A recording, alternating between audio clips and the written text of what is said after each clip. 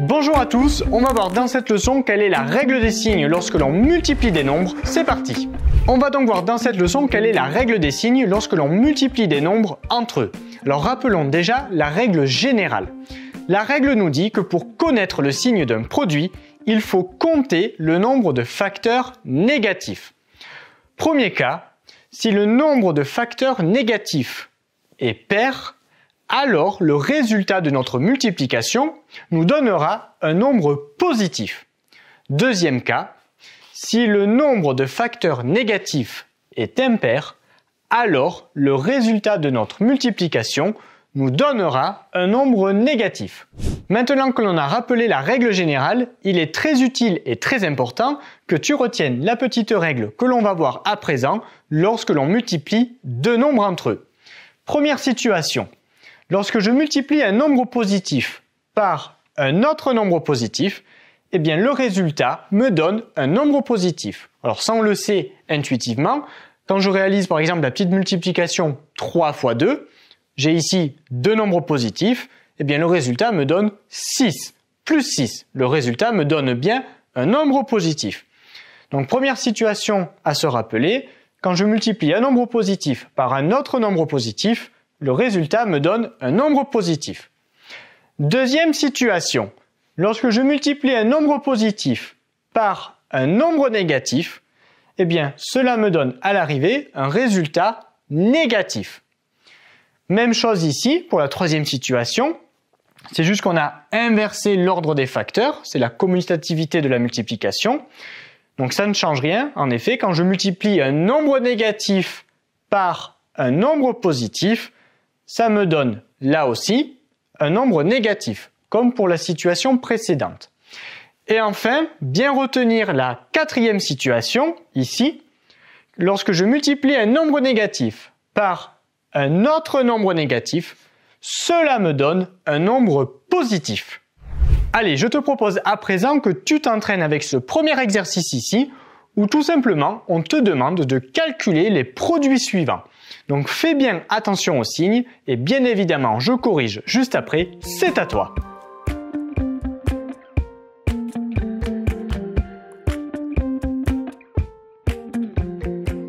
Place à la correction, vérifie que tu n'as pas fait d'erreur. On commence de suite avec le premier calcul ici. Moins 2 fois plus 5. Alors moi ce que j'aime bien faire c'est, dans un premier temps, régler la question du signe. Est-ce que le résultat sera un nombre négatif ou est-ce que le résultat sera un nombre positif? Ici, j'ai donc dans mon calcul deux facteurs. Alors quand on a deux facteurs dans le calcul, c'est bien à chaque fois de se référer à ces petites règles que l'on avait ici. Ici, je multiplie un nombre négatif par un nombre positif. Alors si je regarde la règle ici, nombre négatif quand je multiplie un nombre négatif par un nombre positif, j'obtiens un résultat négatif. Donc ici, je sais que le résultat sera un nombre négatif. Maintenant, on réalise la multiplication. 2 fois 5, 10. Ainsi, moins 2 fois plus 5, c'est égal à moins 10. On continue avec le calcul suivant. Plus 7 fois plus 3. Là aussi, j'ai deux facteurs, donc c'est bien de se référer à ces petites règles ici. Ici, je multiplie un nombre positif par un autre nombre positif. Plus fois plus, ça me donne un résultat positif. Donc ici, je sais que j'obtiendrai un résultat positif. 7 fois 3, 21. Et voilà, j'ai terminé. Le résultat de plus 7 fois plus 3, c'est égal à plus 21. Moins 20 fois moins 3. On règle la question du signe. Nombre négatif multiplié par un nombre négatif. Je me situe donc dans cette situation. Moins fois moins, ça me donne un résultat positif. Donc attention ici, le résultat était donc positif. 20 fois 3, 60. Et enfin, on termine ici. Alors ici, j'avais trois facteurs. Donc là, on peut se remémorer la règle générale.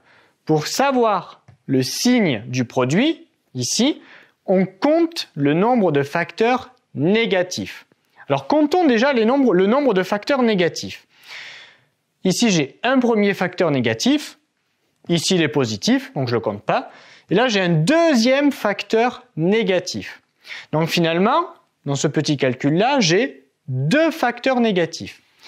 2, c'est un nombre pair. Donc finalement, j'ai un nombre de facteurs négatifs qui est pair. Je me situe donc dans ce cas-là. Si le nombre de facteurs négatifs est pair, alors le résultat me donnera un nombre positif. Donc ici, je sais qu'à l'arrivée, j'aurai un nombre positif. Maintenant qu'on a réglé la question du signe, réalisons la multiplication. 4 fois 2, 8. 8 fois 5, 40. Donc finalement, le résultat de tout ce calcul-là, ça nous donnait plus 40. 40. Et enfin, je te propose de terminer avec cet exercice ici où on te demande de déterminer le signe de ces produits. Donc là, on ne te demande pas de calculer le résultat de ces calculs, juste on veut savoir si à l'arrivée, on aura un nombre négatif ou un nombre positif. Donc n'hésite pas à relire la leçon si besoin, je corrige juste après, c'est à toi.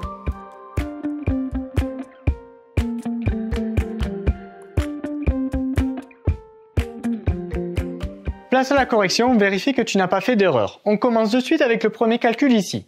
Alors, on ne te demandait pas de donner le résultat de tout ce calcul. Juste on voulait savoir si à l'arrivée on avait un nombre positif ou un nombre négatif comme résultat.